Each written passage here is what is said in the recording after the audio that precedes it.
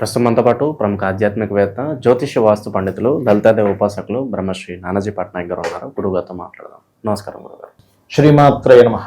గురుగారు, మకర రాశి వాళ్ళకి ఈ జూలై నెల 2026 ఏ విధంగా ఉండబోతుంది? వీళ్ళు ఎటువంటి జాగ్రత్తలు తీసుకుంటే విశేషంగా కలిసి వస్తుందంటారు? మకరం వారికి గనక చూసుకుంటే వీళ్ళకి ప్రస్తుతం ఉండే గోచార ఫలితాలు, గోచారం ఎలా ఉందంటే 3లో శని స్ట్రాంగ్గా ఉన్నాడు, మంచిదే. 2లో రాహు విదేశీ అంటే ఆన్లైన్లో చేసే బిజినెస్లకు అనుకూలిస్తున్నాడు. పంచమ కుజుడు ఒక్కటి కొంచెం పంచమ స్థానంలో ఉన్నాడు. 6లో రవి, ఈ రవి సప్తమ స్థానంలోకి గురువును కలుస్తాడు వచ్చి. ప్రస్తుతం వీళ్ళకి జూలై మాసం మొదట్లో మాత్రం సప్తమంలో గురువు, శుక్రుడు, బుధుడు కలిసి ఉంటారు. కానీ బుధుడు మళ్ళీ 6లోకి వెళ్ళిపోవడం, అంటే బుధుడు వెనక్కి వెళ్ళిపోతాడు, శుక్రుడు ముందుకు వస్తాడు. శుక్రుడిని వచ్చి కలవడం, అష్టమంలో ఉండే శుక్రకేతువుల కలయిక. ఈ చంద్రుడు అయితే మనకి 12 రాసులు తిరుగుతూ ఉంటాడు. ఈ యొక్క గ్రహస్థితి వల్ల వీళ్ళకి కలిగే ఫలితాలు, ఏ దేవత ఆరాధన చేసుకోవాలి, ఎటువంటి విషయాల పట్ల వీళ్ళు జాగ్రత్తగా ఉండాలి అనేటువంటి అంశాలు చెప్తుంది నేనైనప్పటికీ చెప్పిస్తుంది సాక్షాత్ లలితా అమ్మవారిగా భావిస్తూ, ఆ లలితాంబిక అమ్మవారి యొక్క అనుగ్రహం మకర రాశి వారందరికీ కూడా చక్కటి ఫలితాలు ఇవ్వాలని మనస్ఫూర్తి కోరుకుంటూ, ఇక్కడ ఈ రాశినాథుడు ఎప్పుడైతే 3వ స్థానంలో ఉన్నాడో కొన్ని అంటే అన్నదమ్ముల వరుస వాళ్ళతోని కొంత ఘర్షణ అనేటువంటి చూపిస్తుంది. అన్నదమ్ముల వరుస వారితోని, సంతానంతోని, ఫ్రెండ్స్తో కూడా కొంచెం మనం ముక్కుసూడిగా ఏదైనా ఒక మాట అనేయడము, తద్వారా వాళ్ళు కొంచెం బాధపడడం, అది కొంచెం ఘర్షణాత్మకమైనటువంటి వాటికి దారితీయడం అనేటువంటిది బలంగా చూపిస్తుంది. అలాగే 2లో ఉండేటువంటి రాహు వల్ల వీళ్ళకి ఒకటి బెనిఫిట్ ఏమిటి అంటే, ఆన్లైన్లో చేసేటువంటి ఏదైతే వ్యాపారాలు ఉంటాయో, ఆన్లైన్ త్రూగా చేసేది ఏదైనా ఎనీ సర్వీసెస్ వీళ్ళకి కలిసి వస్తుంది. అలానే వీళ్ళు ప్యాకెట్లు, బెట్టింగ్లు, లేకపోతే ఇంకోటి ఏదో కోడి పందాలు, ఇవి కాదు నేను చెప్పేది. సో వాటికి బాగుంది. సో దీనివల్ల ఏంటంటే, ఎప్పుడైనా 2వ స్థానంలో ఫలానా గ్రహం ఉన్నప్పుడు వాళ్ళు ఆ యొక్క అధిష్టాన దేవత కనుక చేసుకున్నట్లయితే, రాహుకు అధిష్టాన దేవత ఎవరు? దుర్గా.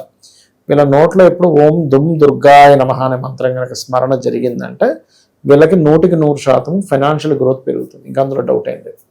అలాగే మరొక విషయం ఏంటంటే, ఇక్కడ 6వ స్థానంలో రవి ఉన్నందుకు వీళ్ళకి ఎప్పటి నుంచో ప్రభుత్వ ఉద్యోగం కోసం చేసే ప్రయత్నం ఏదైతే ఉందో 17వ తేదీ వరకు వీళ్ళకి అనుకూలిస్తుంది.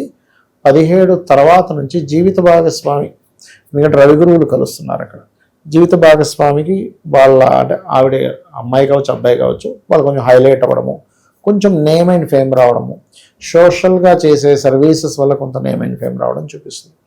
కాకపోతే వీళ్ళు ఉద్యోగం విషయంలో కొంచెం జాగ్రత్తగా ఉండాలి. జనరల్గా గవర్నమెంట్ సంబంధించి పక్కన పెట్టేస్తే, ఈ శుక్రుడు ఎప్పుడైతే కేతుతో అష్టమ స్థానంలో కలిసి ఉన్నాడో, ఇదేంటంటే పర్టికులర్గా ఈ సినిమా ఫీల్డ్, కళారంగాలకు సంబంధించిన banking sectors, chit funds, finance రంగాలకు సంబంధించినటువంటి ఉద్యోగాల్లో ఉండేటువంటి వారు ఖచ్చితంగా జాగ్రత్త తీసుకోవాలి. ఎందుకంటే పంచమ దశమాధిపతి వెళ్ళి కేతుతో కలుస్తున్నారు.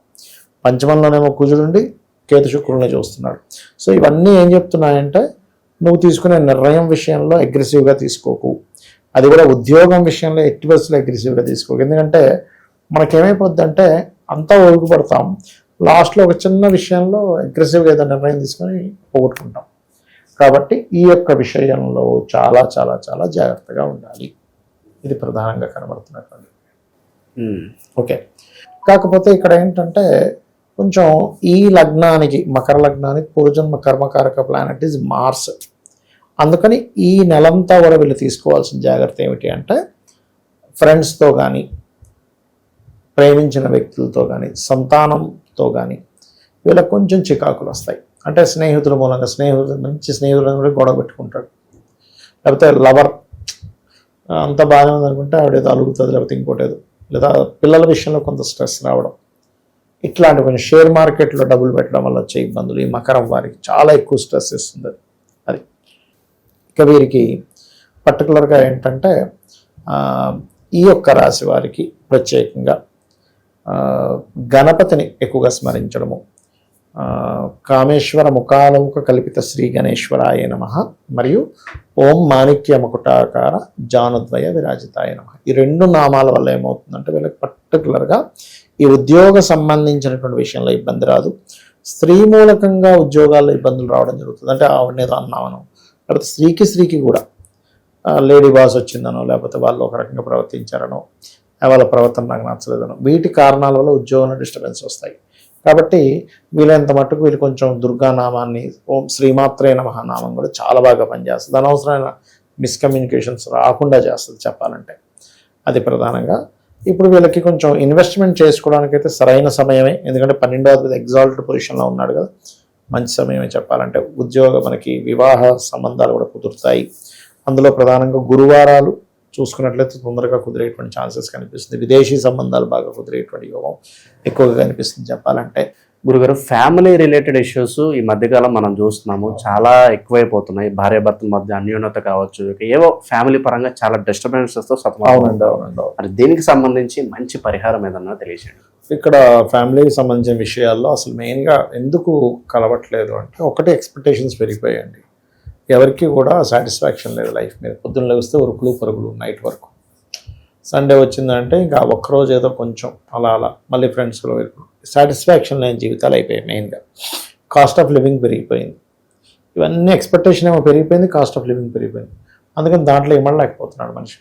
అదొక ఎత్తు అయితే, వాళ్ళ పర్సనల్ చార్ట్స్లో 7వ స్థానం 12వ స్థానం పాడైతే కూడా ఫ్యామిలీలో గొడవలు వస్తూ ఉంటాయి. దీనికి ఏమిటి అంటే, ఒకటి వీళ్ళకి 7వ భావము 12వ భావంలో ఏ గ్రహాలు ఉన్నాయి, ఆ గ్రహాల యొక్క మహాదశలు అంతర్దశలు పాపగ్రహాలతో ఉంటే వాడికి దానాలు ఇవ్వాలి ఒకటి. రెండవది, వాస్తులో కూడా ఇంట్లో నైరుతి మూల ఉంటుంది చూసారా, నైరుతి మూల పొరపాటును కూడా చెట్లు పెంచకూడదు. అది భూమిని చీల్చుతూ ఉంటుంది చెట్లు, మొక్కలు పెట్టడం పెంచు, అది కూడా చాలా మటుకు ప్రమాదం. ఆగ్నేయంలో ఉండదు చెట్లు, అసలు చేయకూడదు. నైరుతి మూల పొరపాటును కూడా అద్దం పెట్టకూడదు. ఇవన్నీ కూడా కొంచెం ఇద్దరి మధ్యన విచ్ఛిన్నానికి దారితీస్తుంది. కత్తెరలు పెట్టడం, అదే చాలా పెద్ద డేంజర్. కత్తెర పెడితే కనుక కట్ అయిపోతుంది ఇద్దరు రిలేషన్ అనేటువంటి. అలా ఈ జాగ్రత్తలు తీసుకుంటూ నైరుతి మూల క్రీమ్ కలర్ ఉండేలా చూసుకుని, మాస్టర్ బెడ్రూమ్లో వీలైనంత మటుకు చీకటిగా ఉండేలా చూసుకొని, లలితా సహస్రనామాలలో ఓం శివకామేశ్వరాంకస్త శివా స్వాధీన వల్లభాయ నమః అనే మంత్రం చేసుకోవాలి. ఖచ్చితంగా వీరికి బాగుంటుంది. అయితే ఈ నామాన్ని రోజుకి 48 నిమిషాలు చేయాలి. చేస్తే కనుక ఖచ్చితంగా బాగుంటుంది. అదేవిధంగా మరొక విషయం ఏంటంటే, ఇక్కడ కొన్ని సందర్భాల్లో ఇద్దరికి వివాహం చేసేటప్పుడు కూడా ఈ 12వ భావం ఎలా ఉందో చూడాలి. ఇద్దరికి 12వ భావం పాడై 2 వివాహాలకు సంబంధించిన యోగాలు ఉంటే ఇద్దరికి చేయడం వల్ల తొందరగా విడిపోతారు. అలా కాకుండా ఒకరికి బాగుంది ఒకరికి బాగాలేదు, అప్పుడు ఏమవుతుందంటే ఏదో చిన్న గొడవలు వస్తుంటే పోతుంది. ఇలాంటప్పుడు ఒక్కొక్కసారి సందర్భంలో అమ్మాయి ఏదైనా పుట్టింటికి వెళ్ళింది, లేకపోతే ఈ అబ్బాయికి ఏదైనా ఉద్యోగరీత్యా వేరే ప్రాంతానికి వెళ్ళి, అప్పుడు ఆ దోషం నల్లిఫై అయిపోతుంది. అంటే ఇప్పుడు హైదరాబాద్లో జాబ్ వెతుకున్నాడు, త్వరగా బెంగళూరులో వెతుక్కున్నాడు, దొరికింది, అప్పుడు ఆ దోషం పోతుంది. కొన్నిసార్లు వాంటెడ్లీ జాబ్ పరంగా ఏదైనా దూరంగా వెళ్ళడం వల్ల కూడా వీళ్ళ జాతకాల్లో ఉండేటువంటి దోషం పూర్తిగా పోతుంది. మంచి విశ్లేషణ అందించారు, ధన్యవాదాలు. శ్రీమాత్రే నమః.